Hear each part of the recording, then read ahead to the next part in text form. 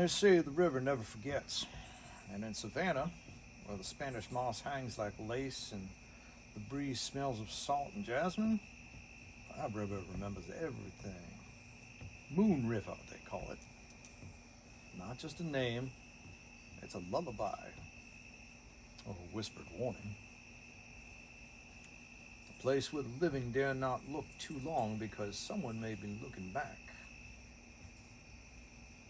No one knows exactly when the legend began, but generations have spoken of a woman, elegant, alone, seen drifting near the old River Street docks when the fog rolls in and the moon hangs low. She's always in silhouette and always silent and always watching the water. Fishermen, night watchmen, wandering souls alike have spotted her. Sometimes standing beneath a flickering lamppost, other times gliding over a stone walkway like mist on a mirror.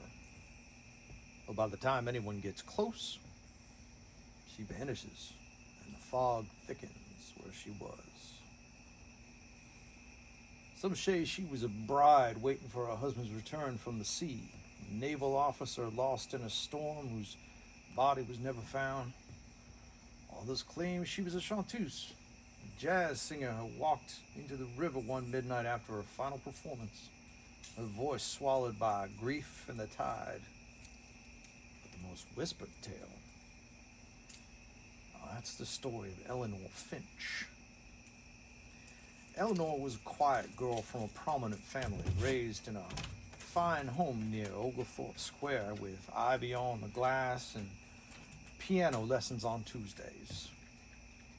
Now, she was known for her pale green eyes and raven dark hair, which she always wore pinned up with a teal ribbon. At 19, she fell in love with a poet named Samuel Marsh. He was older, he was unconventional, wrote verses about the moon and the ache of longing. They'd meet beneath the oak tree near the river and exchange folded notes instead of kisses. Probably exchanged a few of those too, but who am I to say? One night, he promised to leave town and find success. Said he'd return for her when his name was known. He left at dawn. She waited. Weeks turned into months and then years, as they do. And then one night, Eleanor, dressed in her finest gown, soft gray silk with navy embroidery, walked alone down to the docks. She clutched a letter in her hand, unsent, unsealed. The wind picked up, and she just disappeared. The next morning, a boatman found a piece of parchment stuck to the dock post, still damp, but still legible. The ink ran in place, but what remained read, "If the river sees you, tell it I still wait." Well, that's when the sightings began. Since then, she's been seen near the eastern end of River Street, always at night, always where the moonlight reflects silver on the water. Some say she hums, a tune no one can name but somehow they recognize. Tourists have snapped photos with strange shapes in the mist, like a figure just out of focus, with a glint of a teal ribbon. One woman claimed the necklace unlatched itself while she stood near the river's edge, landing softly in her hand like it was a gift. She swore as she felt a breeze and heard the words, "He never came back." In 1983, a traveling psychic set up a table near those docks during the fall festival. She offered readings under a canvas tent lit with lanterns. I guess it was for the mood.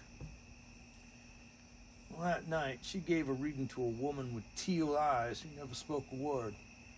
The psychic said her cards went cold, She drew the Queen of Cups, then the moon, then the lovers reversed. And when she looked up, her client was gone. The chair was still warm, and beside the table, a single gray silk glove. The locals say on full moon nights, if you toss something precious into the river, a ring, a locket, a promise, it might wash back ashore with something else, like a button or a note, or faint perfume that smells of old books and violets. One fisherman swore he caught a bundle of fabric in his net. When he unwrapped it, he found part of a gray dress, hand-stitched with navy threading and a tiny label that read, "For Eleanor." If you're ever in Savannah, walk River Street at night. Wait for the fog. Listen for the piano. And if you see a woman standing near the dock, don't follow her, unless you're ready to remember every letter you ever sent. Because the Moon River Phantom isn't cruel, she's just lonely. And the river? No, that still carries her story. One ripple at a time. Join us here tomorrow night for more Southern Gothic tales. Hey everyone, it's Jenna and I'm back with day 11 of Southern Skeins Gothic Tales. Day 11, let's see what we have in store for day 11.